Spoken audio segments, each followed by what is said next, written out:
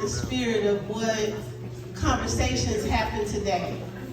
Because in these hairy tales, we saw opportunities for us to see ourselves.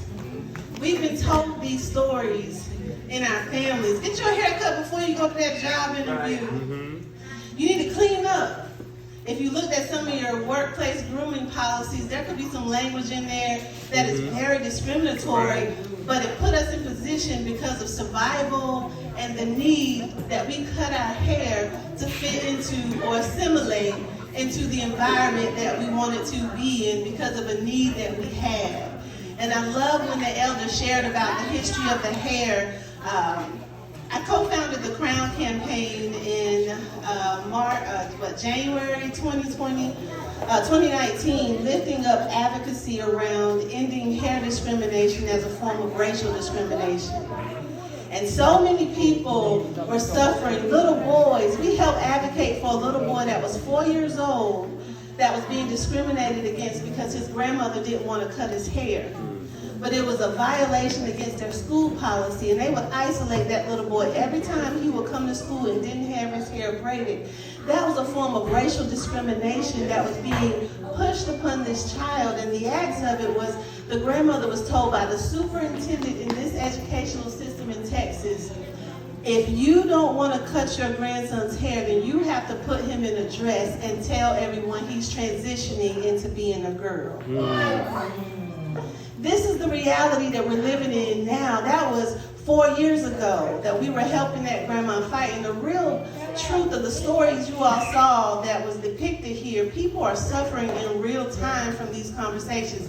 Their self-esteem is bad. They're not comfortable with who they really are. They're covering up their identity to assimilate in an environment that is not welcoming of them in their natural essence. And so I celebrate and stand with what you all saw today as an opportunity for you to redeem who you are and who God created you to be.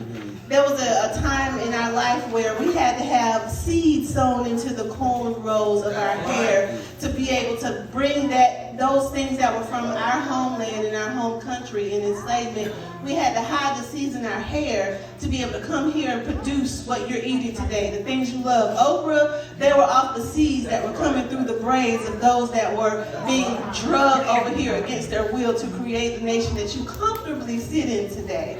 So I'd say don't take it lightly when you see family members that are going through transition to natural hair. Be that encourager. Be that lifter upper to remind them that they are beautiful the way that God allowed their hair to be. I remember having to struggle in my own identity of being asked, because I had long hair, what you mixed with. There's got to be something else in you to make your hair look like that. And I remember having to go through these challenges, and I went through it all. I went through the Jerry curl, I went through the hair straightening, I did all of that because of the cultural pressure of what my mom thought would be acceptable for me.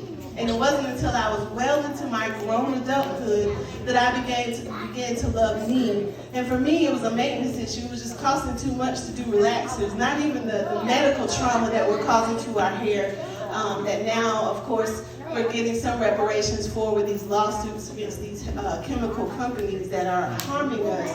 But that's personal journey that we all have to take. We got to look our own selves in the mirror. So if you see a brother or sister, a little girl, when you see these young girls that are braiding up their hair, encourage them, love on them, because at school is a whole nother story. They're fighting for their own identity, and people are shaming them for how they naturally look. And what happens when they get older, they start covering up how they naturally look. It's not, it can be cute and beautiful for us to say that we wear wigs for cosmetic styles, but it's not it. It's not a protective means for some of us. We're trying to hide what we really look like on the inside. And so we are converting ourselves. And we got to give ourselves that space and that grace to love on those that are standing on the front line in their natural essence, to encourage them and love on them just with a smile. You look good, Brother Mark. You ain't got to cut your hair if you don't want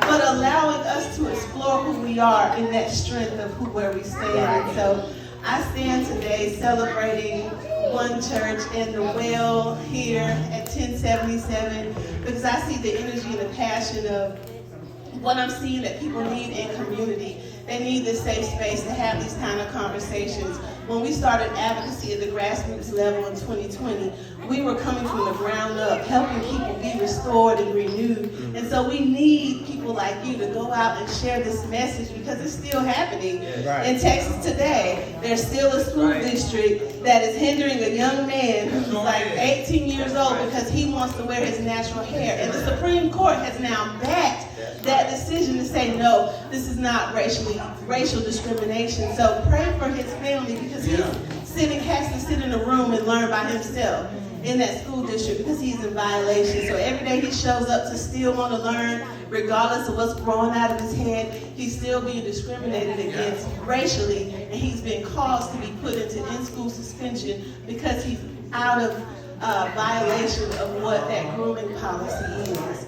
So as you all are growing and getting this knowledge, take those steps. Look at the grooming policies at your children's school. Look at the workplace grooming policies that you're going and reporting to. And if you see those things, the language unkempt, unruly, not nappy, if you see those kind of words in your grooming policy, you can be the advocate, everyday person, just like you and me, and create the change you want to see. So thank you all for coming here today and affirming this mission and ministry of community engagement to take this message to another level. And if it's okay, I'll close with a prayer as we transition.